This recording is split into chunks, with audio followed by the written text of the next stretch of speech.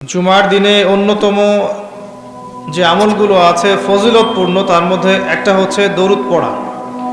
বেশি থেকে বেশি জুমার দিনে দরুদ পড়া এটা একটা গুরুত্বপূর্ণ আমল। জুমার দিনে স্পেশালি নবী সাল্লাল্লাহু আলাইহি ওয়াসাল্লামের কাছে উম্মতের সালাম দরুদ পেশ করা হয় এবং তিনি উত্তর দেন।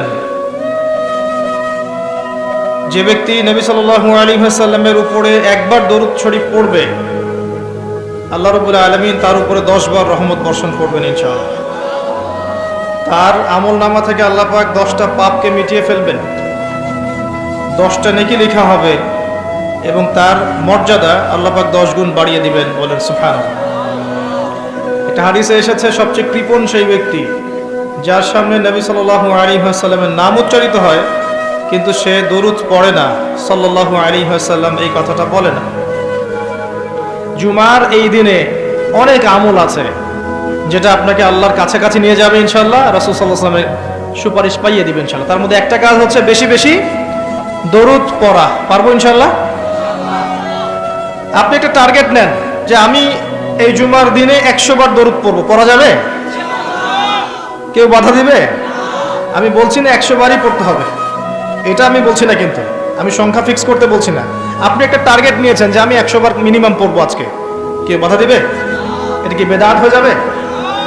আচ্ছা, জুমার দিন অন্যতম একটা আমল হচ্ছে, অন্যতম আমল সেটা হলো জুমার সলাতের জন্য, ভালো করে শোনেন, জুমার সলাতের জন্য আগে আগে মসজিদে যাওয়া। আমরা কি করি, প্রথম রাকাত হয়ে গেছে, দ্বিতীয় রাকাতে শেষ বৈঠক বাকি আছে, দৌড় দিয়ে মসজিদে যান। অনেক মুসল্লি দেখবেন জাস্ট নামাজটা শুরু হওয়ার আগে আগে মসজিদে ঢুকবে, অথচ নবী সাল্লাল্লাহু আলাইহি ওয়াসাল্লাম বলেছেন জুমার দিনে কেউ যদি সকাল সকাল উত্তম রূপে গোসল করে, উত্তম রূপে গোসল কোনটা এটা জানেন তো? আমরা ফরজ গোসল যেমন করে করি, এটা সর্বোত্তম গোসল। উত্তম রূপে গোসল করেছে, সবচেয়ে সেরা জামাটা পরেছে, সবচেয়ে সেরা উত্তম পোশাকটা। আমরা মসজিদে যাওয়ার সময় সবচেয়ে খারাপ পোশাকটা পরি। আর যদি দেখা যায় কোনো পলিটিক্যাল নেতা দাওয়াত করেছেন, সবচেয়ে সুন্দর কাপড় পরে গেলাম,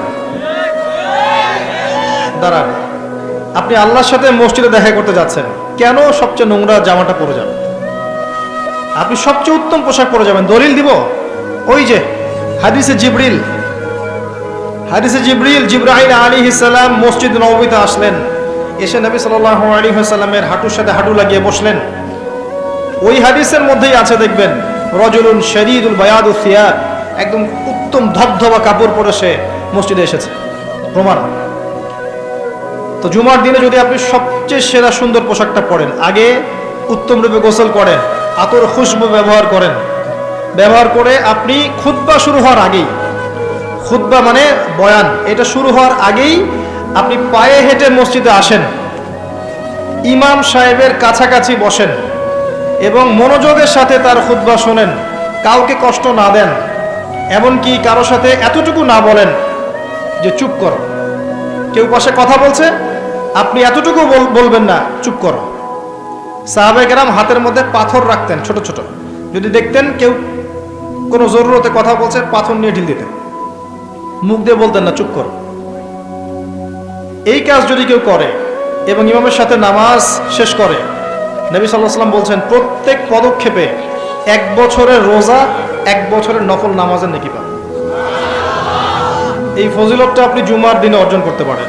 কয়েকটা কাজ আবার বলছি, প্রথমে উত্তম রূপে গোসল করা সকাল সকাল, তারপরে সবচেয়ে সুন্দর পোশাক পরা, আতর খুশবু ব্যবহার করা, পায়ে হেঁটে মসজিদে যাওয়া, বাহনে চড়ে নয়, অনেক দূরে থাকলে আলাদা কথা, পায়ে হেঁটে যাওয়া, তারপর ইমাম সাহেবের কাছাকাছি বসা, ইমাম সাহেবের কাছাকাছি বসে মনোযোগের সাথে খুতবা শ্রবণ করা, খুতবায় কোনো কথা বলবে না, কাউকে বিরক্ত করবে না, কাউকে কষ্ট দিবে না, এই যে ফোন নিয়ে টিপাটিপি করবে না, ঠিক আছে? এবার ইমাম সাহেবের সাথে নামাজ শেষ করবে, প্রত্যেক পদক্ষেপের বিনিময়ে 1 বছরের নফল সওম, 1 বছরের নফল নামাজের নেকি হবে ইনশাআল্লাহ। করা যাবে ইনশাআল্লাহ জুমার দিনে। জুমার দিন আরেকটা আমল আছে, যদি পারেন করবেন, সবার পক্ষে হয়তো সম্ভব হয় না, তবে যে করতে পারবেন তার জন্য বিশাল ফজিলত আছে। সেটা হলো, এটা শুধু জুমার দিনেই নয়, অন্য দিনেও করা যায়।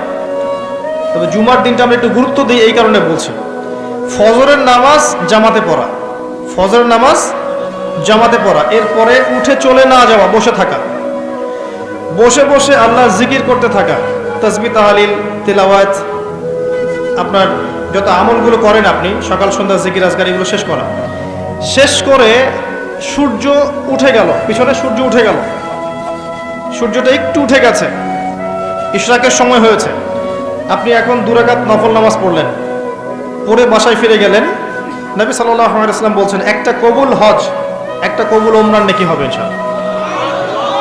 এটা করা যায় জুমার দিনে, কারণ জুমার দিনে আমরা কম বেশি মসজিদে আসি, আল্লাহ পাক আমাদেরকে তৌফিক দান করুন।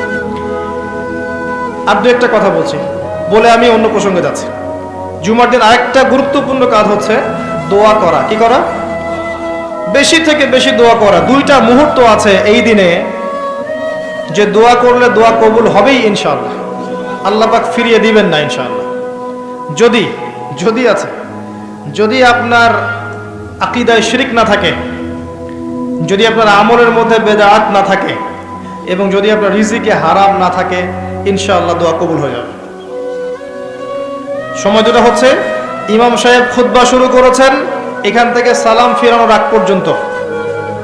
ইমাম সাহেব খুতবা শুরু করেছেন, এখান থেকে সালাম ফিরানোর আগ পর্যন্ত মনে মনে দোয়া করতে থাকবেন।